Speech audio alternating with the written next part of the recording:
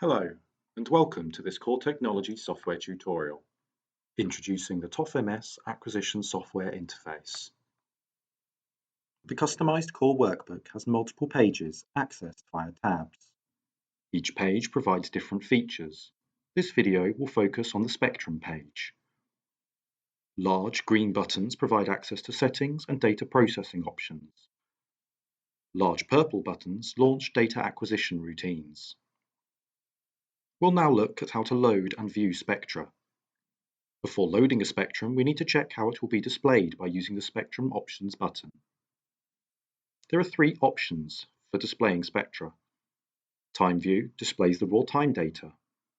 The high-resolution mass view preserves peak height and resolution by converting every time bin into a mass bin. Quantitative mass view rebins the data into equally spaced bins per AMU, as defined by the user in this window.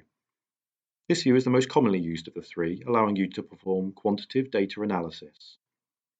Now we can load a spectrum using the Load Spectrum button. .spc is the file extension for a simple spectra. We'll look at other data types in another video. Select the file that you wish to open and click Open to load the file. The spectrum can easily be navigated using a mouse. Simply drag a box around an area of interest using the left mouse button. Then click left inside the marked area to zoom in. You can use the Auto Rescale button at any time to rescale both the X and Y axes to view the entire spectrum. Let's zoom in on a small section of the spectrum again. You can see that this time there are peaks that extend up above the viewing window, so we need to rescale the Y axis.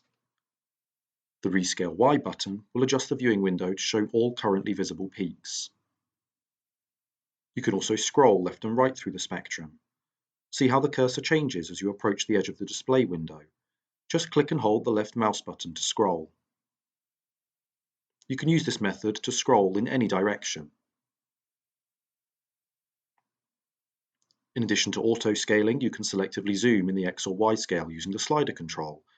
Using the left mouse button, select the point about which you would like to scale the spectra, remembering that the center of the crosshair remains static on the screen. Now select the Zoom on X limits or Zoom on Y limits as required. The spectra can now be scaled using the plus-minus control.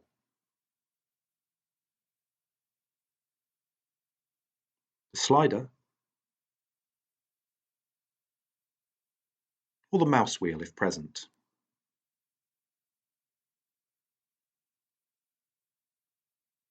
Thanks for watching this core technology tutorial video.